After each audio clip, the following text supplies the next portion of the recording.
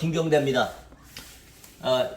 제가 어디 농수산 TV 나왔을 때는 뭐 김선심이라고 나오고 이제 마늘명가 TV에서는 김경대라고 하는데 맞습니다. 김경대도 제 이름이고 김선심도 제 이름이고 또 중간에 김정호라는 물류회사의 소장직을 할 때는 또 김정호라는 또 그런 이름을 사용했었어요.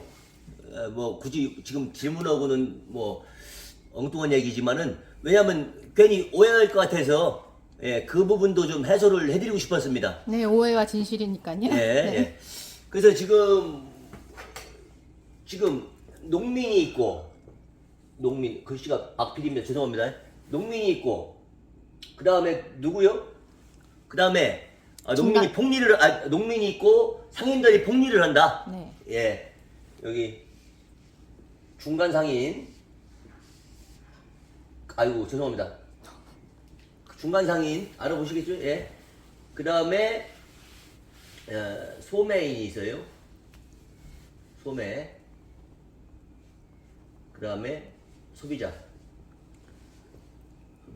좀 크게 써주세요, 사장님. 예, 아이고 이거 아이고 너무 잘못됐네 이거. 예. 중간상인부터 잘못됐는데요. 이해 했으니까 맥락만 보자고요.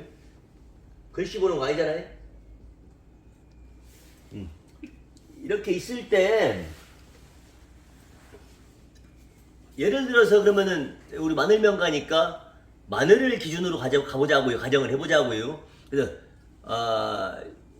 당신이 뭐 한다고 이렇게 얘기하느냐 말씀할 수도 있지만은 이런 상인 저희 부모님께서는 이런 뭐 정육 관련의 사업도 있지만은 이런 농업 관련의 이런 중간 상인을 하셨어요. 아버지도 그렇고 지금 현재 저도 그렇고 그러다 보니까 뭐 엄청 장사꾼이 남으니까 팔지 아니면 뭐 남으니까 뭐 하겠지 뭐 이런 식으로 이런 장사꾼에 대한 이런 오해들이 좀 많아요. 그러나 제가 그런 장사꾼의 자손으로 태어나서 지금 현행 장사를 하고 있지만은 내지는 농업을 하고 있지만은 농업까지 간 계기를 나중에 또 말씀드리겠지만 유통 마진이 그렇게 좋았고 폭리를 취했고 떼돈 불었다면은 오늘날 이렇게 뭐 어려운데 뭐 추운 날 부직포 쉬어가면서 뭐 참 농토에서 흙동무 쳐가면서 그렇게 살겠습니까? 그러나 그 흙동무 치는 부분과 뭐 추운 날 아무리 일하는 부분도 제가 경제적 자유를 얻을 수만 있다면은 뭐 하나도 어렵지 않습니다. 일단 뭐 자꾸 질문하고 빗나갔는데요. 우선 농민도 고충이 많아요. 상당히 고충이 많습니다. 제가 농민도 지금 하고 있잖아요. 네. 중간 상인도 현재 진행형입니다. 유통을 하고 있으니까. 네. 예. 소매도 해봤고, 뭐 그런 거 안 할 때는 소비자 입장에서 뭐 깐마늘이라든가 뭐 그런 농산물을 사 먹었어요. 실제로. 그렇기 때문에 뭐 어느 단계에서의 입장과 고충을 뭐 저도 뭐 100번 이해를 한다고 생각합니다. 그래서 제 견해에서 얘기하는 거니까 어디까지나 여러분들이 뭐 두서없이 말을 하더라도 여러분들이 참고하실 것만 하셔라. 그러나 내 견해에서는 이러이러한 서로의 입장이 있더라. 근데 여러분들이 또 내지는 이런 작년 어느 날인가도 이 뉴스 보도에 산지에서는 마늘값이 뭐 4,000원에서 뭐 5,000원인데 산지에서는 왜 소비자는 마트 가보니까 13,000원이더라 이런 말을 해요. 네, 있어요. 그런. 하면서 그러면은 중간에서 그러면은 뭐 8,000원을 먹었느냐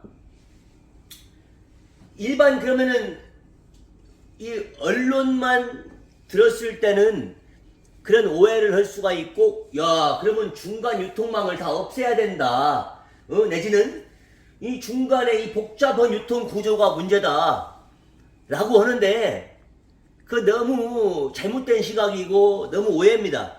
제가 말씀을 해 드릴게요.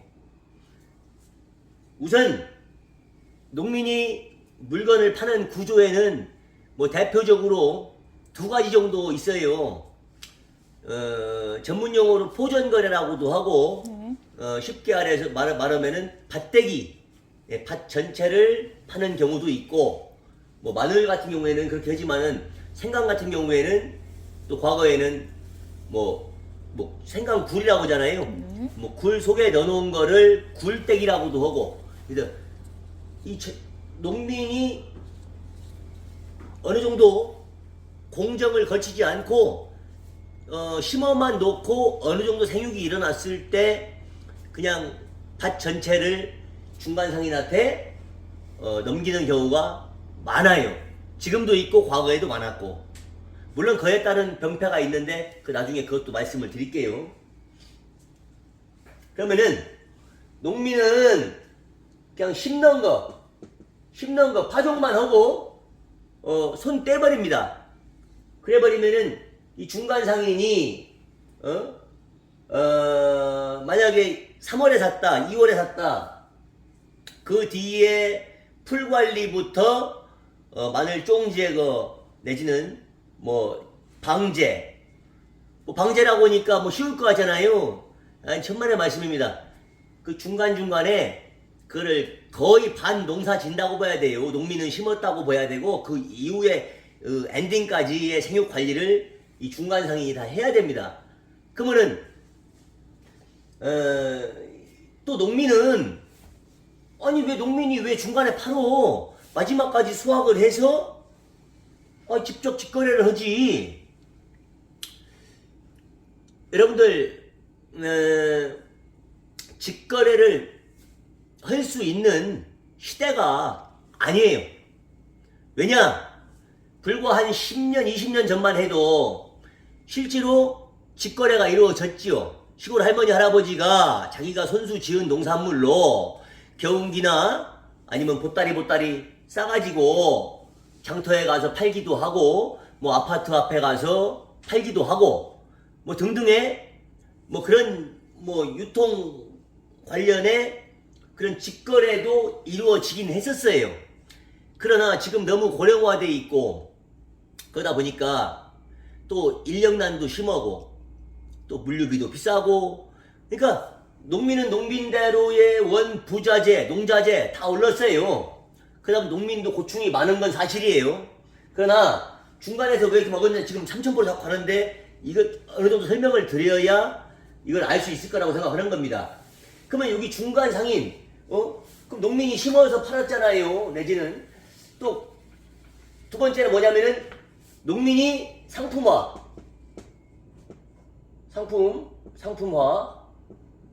작업을 해요. 근데 이 상품화가 소비자한테까지 갈 수 있는 상품화가 아닙니다. 그냥 원료라고 보죠. 원료.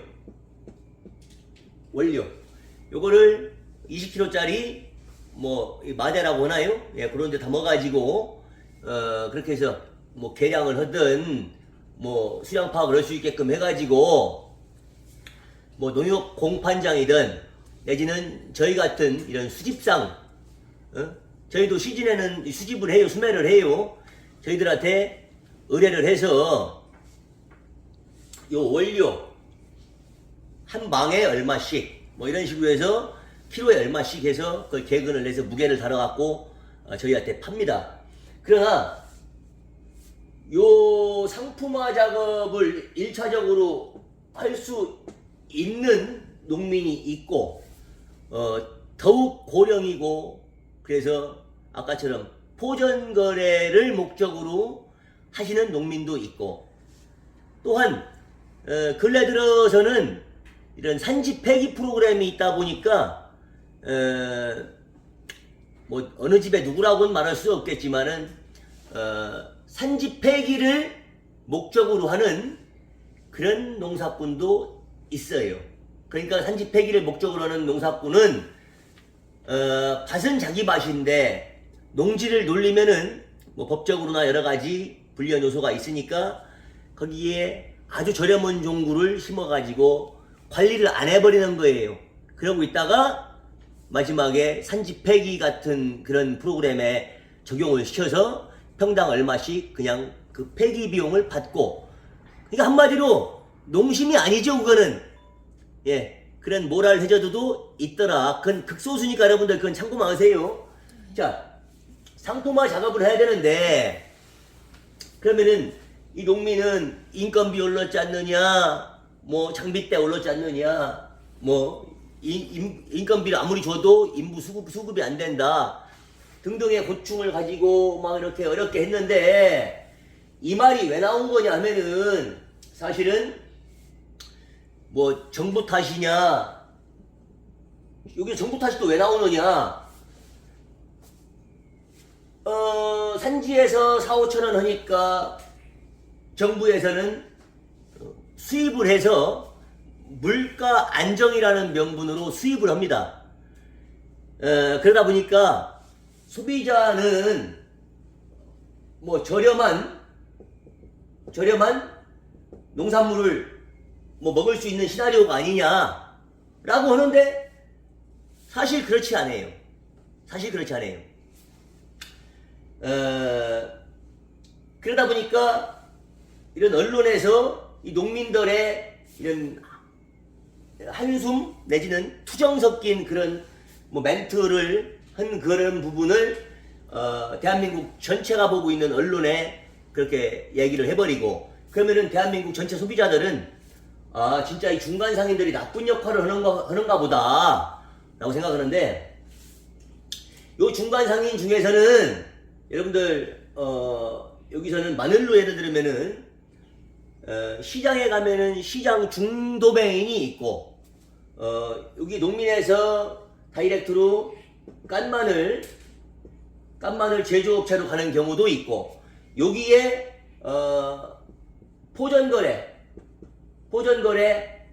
포전거래상이 있기도 합니다. 그래서 이런 포전거래상이 농민과 깐마늘 공장 사이에 포전거래상이 껴가지고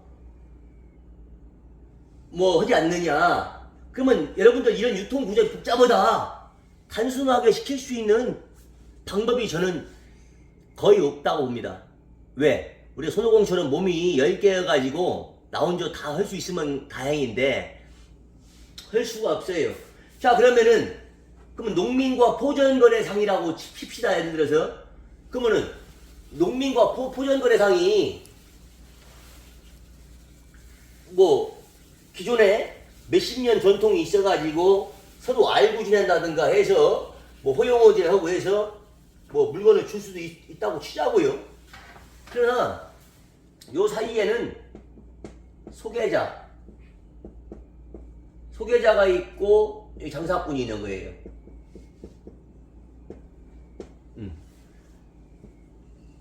이 소개자가 왜 꼈느냐? 여러분들 장사꾼은 외지 장사꾼도 있고 현지 장사꾼도 있어요. 이 장사꾼과 농민을 연결해주는 소개자입니다. 당연히 뭐 나쁘게 말하면 불법 브로커고, 그냥 좋은 말로 하면은 그냥 소개시켜준 사람이니까 그냥 경비조로 뭐 다만 뭐 키로당이면은 뭐 키로당 50원이든 100원이든 어드밴티지를 제공하는 것이고, 아니면 뭐 포전거래 같은 경우에는 뭐 정해진 건 없는데 좀 좋은 물건을 저렴하게 사줬다 싶으면은 조금 더 뭐 1000평당 20만원도 주고 30만원도 주고 해서 그런 소개비를 받아가요, 이 사람들도. 그러다 보니까 이 장사꾼은 그러면은 이 소개자를 통하니까, 근데 불필요한 경비냐? 그렇지 않아요. 이 장사꾼이 농민을 다 알 수 없다니까요. 이런 소개자들이나 이런 브로커를 통해서 장사꾼한테 농민과의 거래가 성사되는데, 다 되느냐? 이 농민들도 그런 게 있어요. 흐름이라는 게 있고 어느 정도 분위기를 알아요. 그러다 보니까 만약에 밭이 15,000원, 6,000원 거래가 된다고 쳤을 때 2만원 달라고 2만원 줘도 안 판다고 하시는 분들도 있어요. 예를 들어 평당가입니다. 그런 식으로 장사꾼이 사가지고 팔지도 못하는 가격을 얘기하는 경우도 있습니다.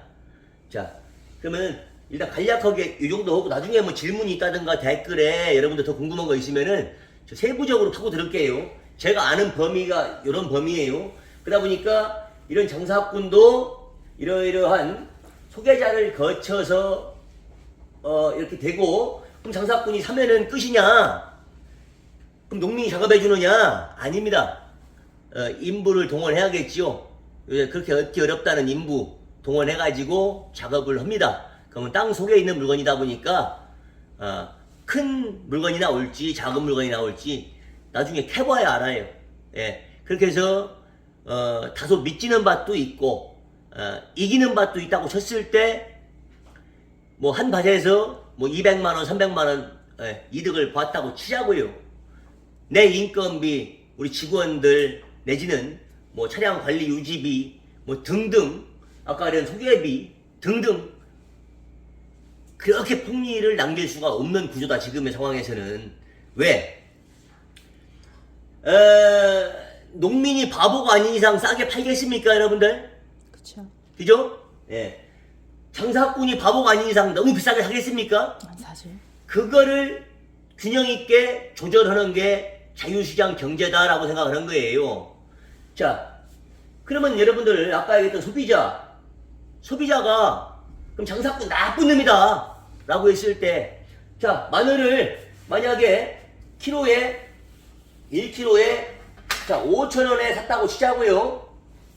1kg에 킬로그램, 킬로그램에 5,000원 했다고 치자고요. 소비자한테 10만원에 팔면은 소비자가 사겠습니까? 안 사죠. 무수히 많은 경쟁 업체들과 가격 경쟁을 하고 품질 경쟁을 하는 거예요. 거기서 나온 게 아까 13,000원 이런 거는 뉴스 보도는 그 부분에서는 좀 어폐가 있는 얘기고, 이건 최고 품질 최고 물건 가격을 얘기하는 것이고, 그 사이에는 7,000원짜리 8,000원짜리도 있고 9,000원 만원짜리도 있는 거예요. 거기서도 등급별로 마늘 크기별로 품질별로 가는 거기 때문에 그런 부분에 대해서는 오해를 안 했으면 좋겠다. 비싼 물건은 비싼 이유가 있는 것이고 싼 물건은 싼 이유가 있는 것이라고 저는 표현을 하고 싶고요. 자, 장사꾼이 그러면 너무 많다. 뭐 1차 도메인, 2차 중도메인, 뭐 3차 뭐 소메인 등등 너무 많다. 그 장사꾼이 예를 들어서 그럼 가락시장으로 예를 들자고요, 여러분들. 가락시장에서 밤에 10시, 11시에 경매를 보고 그 물건을 가지고 포장을 해서 여러분들 가정으로 갈 때 그 물건이 필요한 사람한테 가는 것이고 살 사람한테 가는 것이지.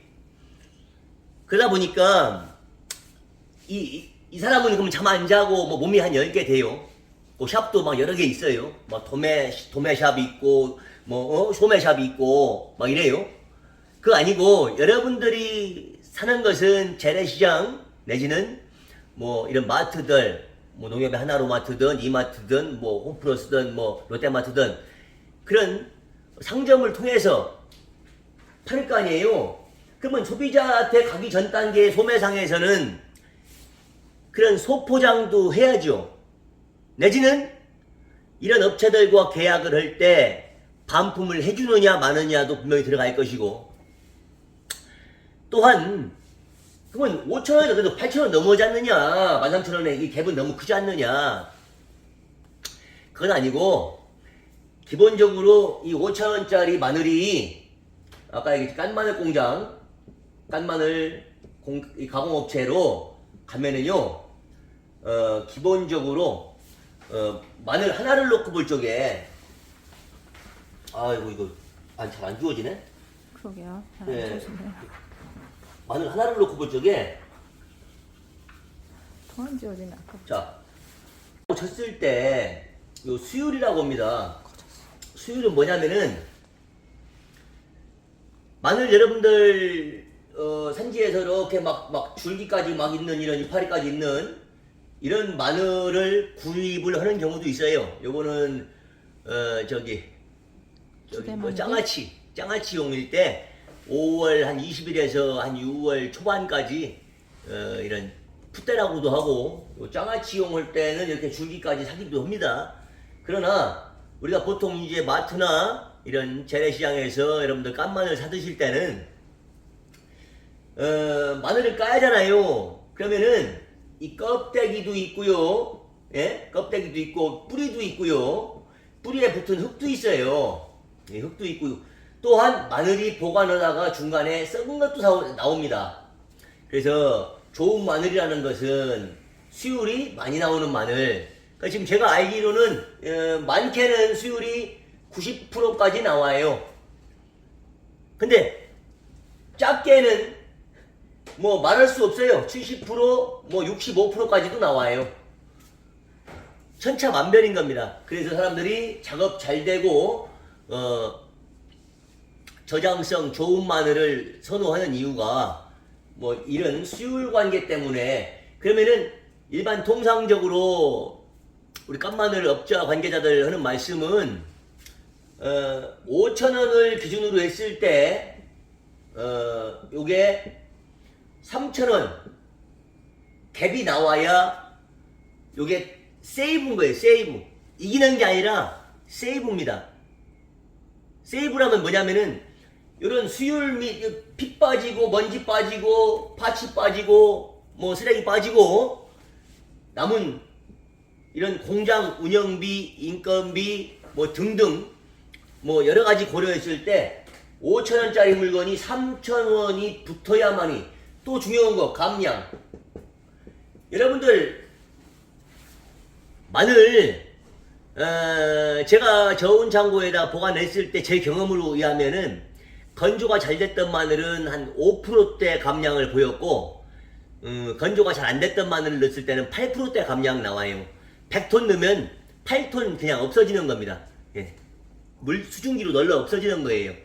그것처럼 그런 감량률이라는 게 있어요. 그래서 현지에서도 감량법대로 풋대 쪽에는 감량 10%, 반건조 때는 5%, 나중에 3%, 나중에는 무감량 뭐 이런 식으로 감량법도 있는 것이고. 그래서 이런 감량과 이런 수율 뭐 등등 했을 때 3,000원의 이런 갭이 나와야 이 사람들이 세이브다 라고 했을 때 그래도 남을 거 아니냐, 남으니까 하지.